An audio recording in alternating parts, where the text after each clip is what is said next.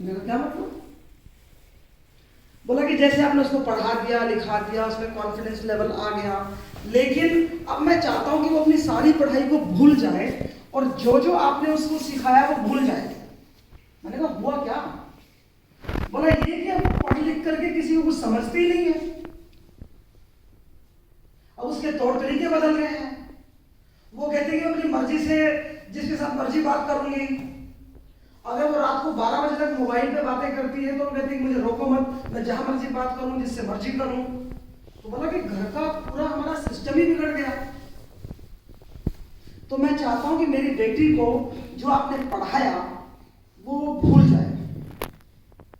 अब इससे बड़ी पढ़ाई को लेकर के शर्म की बात हो नहीं सकती, क्योंकि जो पढ़ाई हमें अपने घर के तौर तरीकों को, अपनी सभ्यता को, अपनी परंपराओं को, अपने माँ बाप और बड़े बुजुर्गों के प्रति आदर को भूलना सिखाती है और हम अपनी मर्जी के मालिक बनना चाहते हैं और सब चीजों पे कांटा मार के सिर्फ और सिर्फ मैं और मेरा मोबाइल। पहले होता था ना जैसे कहावत थी हरियाणवी में, मैं और मेरा नाथा और बाकी अगर फोड़ू माथा। अब क्या हो गया? मैं और मेरा मोबाइल और मुझे कुछ नहीं चाहिए। तो ये बात जो है बहुत ही दर्दनाक है। पढ़ाई हमें ये सिखाती है कि हमें अपने घर की जड़ों से कैसे जुड़ना है। हम कितने भी ऊंची पायदान पे पहुंच जाएं, हम कुछ भी बन जाएं, और अगर हमने अपने घर को सिंचित नहीं किया, अपने रिश्तों को, अपने संबंधों को अगर हमने सिंचित नहीं किया तो फिर बात नहीं बनती। तो इसलिए आज ये जनरल बातें हम करने के लिए आ रहे हैं, लेकिन एक स्टूडेंट के रूप में आपकी क्या भूमिका होनी चाहिए वो हम बातें आपसे करेंगे।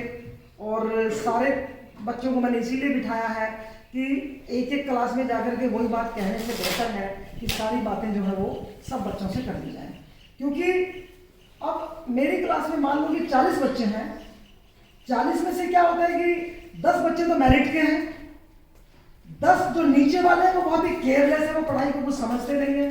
उनके लिए पढ़ाई आना जाना, कॉलेज में घूम गए फिर गए, कैंटीन में चले गए, मस्ती करी, बस इतना ही लक्ष्य है। बीच वाले 20 बच्चे वो होते हैं जो कि जिन पे जितना रगड़ का मारेंगे, जितनी मेहनत करेंगे, जितनी पॉलिश करेंगे, वो उतने ही चमक करके आगे हो जाएंगे। और हो सकता है कि वो जो कहानी हमने पढ़ी थी खरगोश की और कछुए की, तो अपनी कछुआ चाल में, धीमी चाल में हो सकता है कि वो आगे भी निकल जाए, अपने मेरिट वालों को परास्त करके और टॉपर बन जाएगा। तो आज हम हर अपने लड़की को ये कहना चाहते हैं, जो भी मेरे अपने कॉलेज में विद्यार्थी बैठे हुए हैं, कि 3-4 बातों का आप ख्याल रख लें। नंबर 1, हर लड़की कहती है कि आई लव माई पापा, आई लव माई मॉम। तो पूछो उनसे कि सबसे ज्यादा घर में कौन अच्छा लगता है, तो बेटियां अक्सर क्या कहती हैं कि मुझे तो मेरे पापा बहुत अच्छे लगते हैं।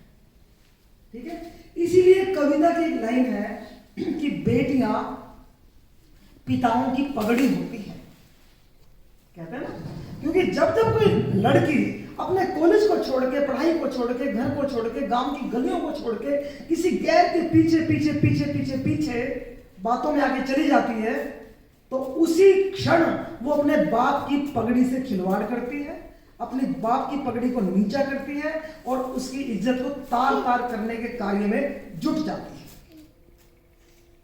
तो पहली बात तो मेरी यही आपके सामने है कि जिसने आपको जन्म दिया और छोटे छोटे बच्चे आप थे, पहले आपको बड़ा करना, फिर पढ़ाना लिखाना, फिर आपके सब जरूरतों की पूर्ति करना, ये आपके पिता ने, आपकी माँ ने अपने अभावों के बावजूद भी किया। तो आप सबका ये फर्ज बनता है कि आप अपने घर की इज्जत का सबसे पहला ख्याल रखें और किसी की बातों में आने की आपको कोई जरूरत नहीं है।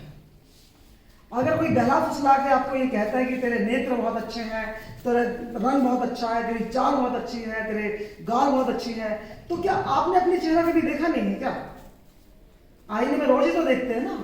तो आपको भी पता है आप बहुत अच्छे हैं, कि कोई आपको बताएगा और उसकी बातों में आप आकर के फिर यकीन करेंगे, ये तो बात जमती नहीं है। ये तो एक अनजान आदमी, कोई बिल्कुल अनपढ़ गवार जिसको अपना कभी चेहरा देखा नहीं है, तो वो तो बातों में आ सकता है। आप पढ़े लिखे हैं, एक कहानी को आप याद करो। कि जब एक कौवा किसी मुंडेर पर रोटी का टुकड़ा लेकर बैठा हुआ था तो चालाक लोमड़ी ने क्या कहा उसको कि कौवे भाई तेरी तो आवाज बहुत अच्छी है, तू तो बहुत अच्छा गाता है। अब कौवा था कि ठाने बैठा था कि मैं तो नहीं गाऊंगा, क्योंकि गाया और रोटी का टुकड़ा नीचे गिरा। लेकिन लोमड़ी अपनी जगह चालाक है, उसने बहला फुसला करके कौवे की ऐसी हालत कर दी कि कौवे ने काम बोला और रोटी का टुकड़ा काम काम करते ही नीचे गिर गया। तो मेरा मतलब कहने का क्या है कि जैसे ही कौवा लोमड़ी की मीठी बातों में आया तो जो उसके पास था वो खो बैठा। तो इसलिए हम बेटियों को कहना चाहते हैं कि अगर आप किसी की मीठी चिकनी चुपड़ी बातों में आ जाओगे तो जो आपके पास है, पिता की इज्जत, घर की मर्यादा, अपना सौंदर्य, अपना रूप लावण्य, अपना यौवन, अपनी महिमा, अपनी गरिमा, अपनी पढ़ाई, अपनी लिखाई, अपने संस्कार, अपनी परिपाटियां, अपनी परंपराएं, अपनी रीति नीति, अपना धर्म, अपना सिद्धांत, सब कुछ कोए की तरह से नीचे गिरा दो क्या, तो किसी की बातों में नहीं आना। दूसरी बात जो हम आपसे आज कहना चाहते हैं वो ये कि जिस तरीके से आप अपना अगर अतीत देखते हैं, अपने परिवारों का अतीत देखते हैं, तो आप ये देखते होंगे जरूर कि घर की महिलाएं जो हैं वो 4 रुपए के लिए भी, 10 रुपए के लिए भी अपने पांव की जूती मंगवानी हो या कुर्ती मंगवानी हो, वे हमेशा